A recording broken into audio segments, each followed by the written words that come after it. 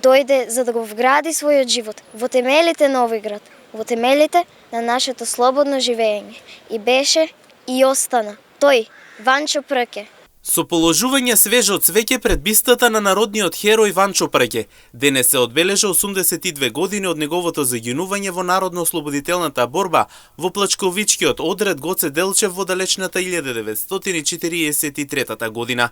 Учениците на основното општинско училиште Ванчо Прке од Штип, представници на локалната самоуправа, политички партии и делегации му одадоа почит. Дојде еден топол есенски ден, 28 од септември на 1926-та. Дојде да биде радост и чедо на Ристо и Стојка Пркеви. Дојде да биде нивна љубов и надеж, гордост и достоинство. И беше и остана. Дојде за да стане гордост и достоинство.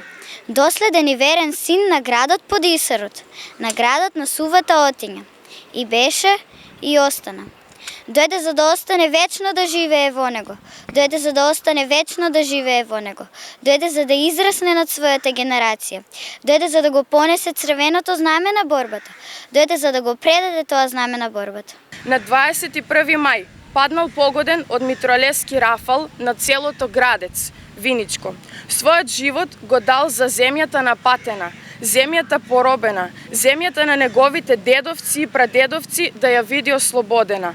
За народен херој е прогласен на 2 август 1949 година.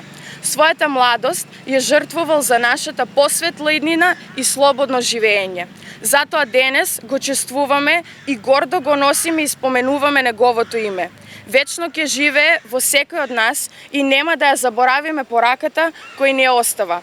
Треба да ги почитуваме тугите мисли, ако сакаме нашите да бидат почитувани. Ванчо Пркев е роден на 22 април 1921 година во село Сервин Гевгелиско во семејство на Стојче Чемков.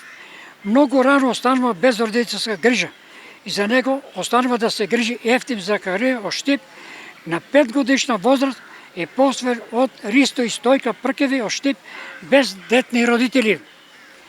Посвојувањето извршено на 1 октомври 1926 година во Општински суд Штип.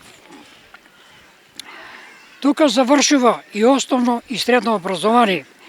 Во 1939 година се запишува на Техничкиот факултет во Белград и зема активно учество во напредното студентско движење. Како студент станува член на Комунистичка партија на Југославија. Инаку во подножието на планината, групата на Ванчо Прке застанале да се одморат во една колиба. На 21 мај ги стигнала потера на бугарската полиција и ја опколиле колибата.